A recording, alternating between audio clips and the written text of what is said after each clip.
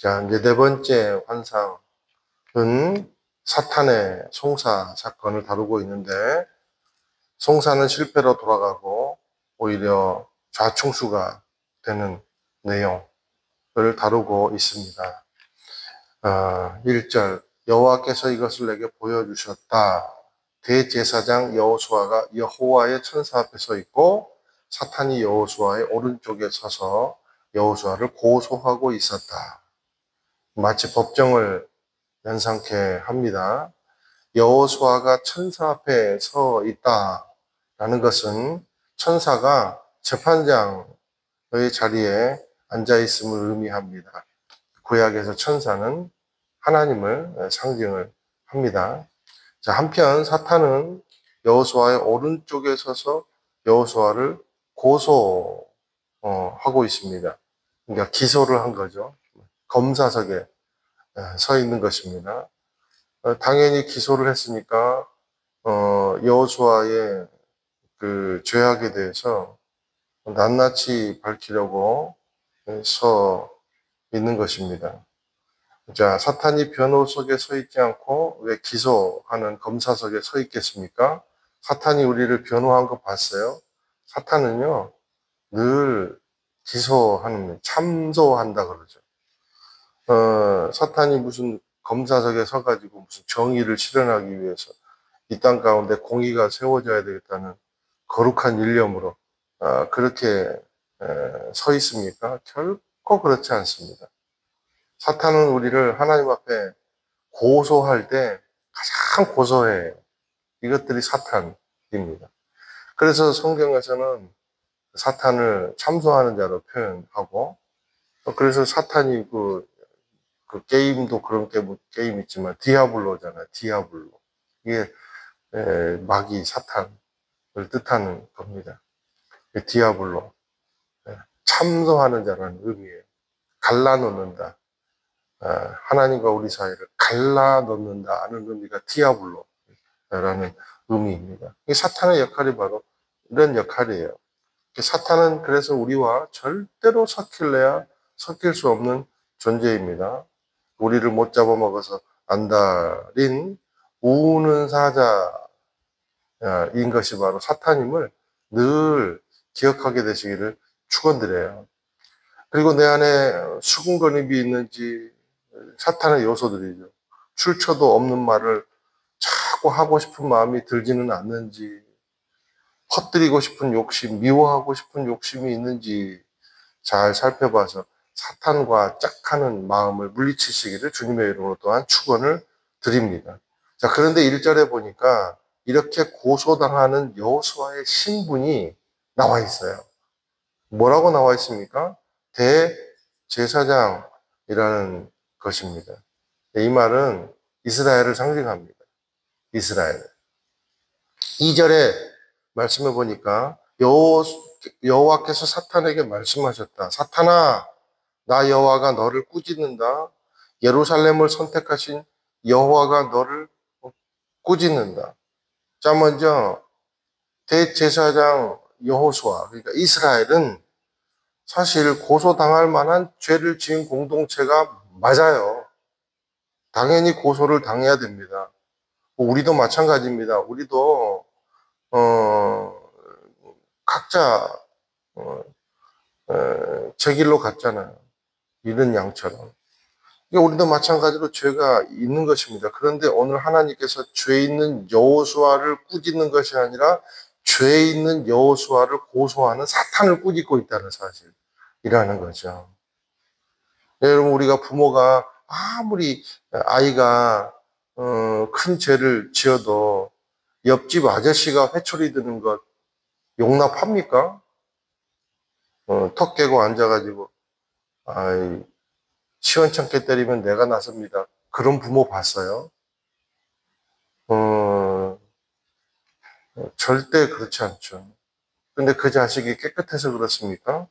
너무너무 자식으로 100점 만점이라 그렇습니까? 완벽해서 그렇습니까? 그게 아니라 내 뱃속으로 난 자식이기 때문이라는 거죠. 내 자녀이기 때문이라는 거죠. 하나님의 마음도 같습니다. 자, 오늘 여호수아의 신분, 그것이 바로 우리의 신분입니다. 그런데 베드로전서 2장 9절 여러분은 택하신 족속이요 왕 같은 제사장이요 거룩한 나라요 그의 소유된 백성이니 이것이 우리의 신분이라는 거예요. 그런데 생각해 보세요. 우리가 제사장이 된 이유가 우리가 잘나서 그렇습니까? 거룩해서 그렇습니까? 기준에 완전히 부합돼서 그렇습니까?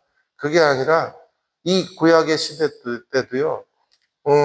제사장이 되려면 아론의 자손이어야 돼요. 아론의 자손이 대제사장이 된 거예요. 우리에게 비유를 해보자면 우리가 거룩해서 제사장이 된 것이 아니고 제사장으로 하나님이 세워주셨기 때문에 거룩해졌다는 겁니다. 이 사실을 믿게 되시기를 축원을 드립니다. 3절에서 5절까지 한번 쭉 읽어보실게요. 시작. 그때 여호수아가 더러운 옷을 입고 천사 앞에 서 있었다. 여호와께서 자기 앞에 서 있는 천사들에게 명령하셨다. 여호수아의 저 더러운 옷을 벗기라. 그리고 여호와께서 여호수아에게 말씀하셨다. 자, 내가 내 죄를 없애버렸다. 이제 내게 아름다운 옷을 입힐 것이다. 그때 내가 말씀드렸다. 그의 머리에 깨끗한 관을 씌워 주십시오. 그러자 천사들이 그 머리에 깨끗한 관을 씌우고 그에게 옷을 입혔다. 그동안 여호와의 천사는 그 곁에 서 있었다. 자, 2절에 보니까 마지막에 이 사람은 불에서 꺼낸 그슬린 나무 토막이 아니냐. 그러니까 더러워졌겠죠. 그러니까 여호수아가 더러운 옷을 입고 지금 하나님 앞에 서 있는 것입니다. 왜요? 불 속에서 그슬려가지고 타다가 나왔으니까. 그래서 옷이 검게 그을리고 때가 묻고 하나님의 거룩한 의의 기준에서 볼 때는 멀어진 거죠. 타다 만 나무 조각 같은 존재가 바로 이스라엘이라는 존재고 우리의 존재라는 겁니다. 그런데 있잖아요. 하나님이 아름다운 옷을 입히래요. 그러니까 우리 존재는 또 우리가 아름다운 옷을 입은 존재도 또한 우리의 모습이라는 겁니다. 머리에 깨끗한 관을 씌워진 모습도 우리의 모습이다라는 겁니다. 자, 이 이중성이 의미하는 바가 뭔가? 여기 있어요. 내가 내 죄를 없애버렸다. 이제 아름다운 옷을 입힐 것이다. 보세요. 타다만 나무 조각 같이 산 존재여서 우리는 사탄에게 송사를 받은 겁니다. 야, 너 어제도 죄 짓고 오늘도 죄 짓고 너 시커먼 속을 봐라. 네가 그래놓고 하나님의 자녀냐? 네가 어디 가서 뭐 크리스천이라고 얘기할 만큼 네가 잘한 게 있냐? 넌 상처도 많잖아. 넌 지옥의 땔감 같은 존재야. 네 양심의 검은 속을 누가 알겠어? 네가 제일 잘 알지. 그렇게 속삭이는 것입니다. 이게 사탄의 송사예요. 자, 그런데 하나님은 수검댕이 같은 더러운 타다 말다 나온 그러한 존재 같은 우리를 씻어주시고 그리고 의의 옷으로 입혀 주시더라는 거예요. 자, 수검댕이의 삶은 우리가 선택한 길이지만 의로운 옷을 입혀주기로 결정한 것은 누구의 선택입니까? 하나님의 선택이더라라는 것입니다. 이것을 믿으시기를 축원을 드립니다. 저와 여러분은 그렇게 선택받은 하나님의 사람들이에요. 자, 오늘 그런 사람에게 축복을 받을 수 있는 길을 하나님이 제시해 주십니다. 6절에서 7절입니다. 시작. 여호와의 천사가 여호수아에게 말했다. 만군의 여호와께서 이렇게 말씀하신다. 내 길로 행하고 내 명령을 지키면 내가 내 집을 다스릴 것이며 또 내 뜰을 돌볼 것이다. 그리고 너는 여기서 섬기는 천사들 가운데 자유롭게 다닐 수 있다.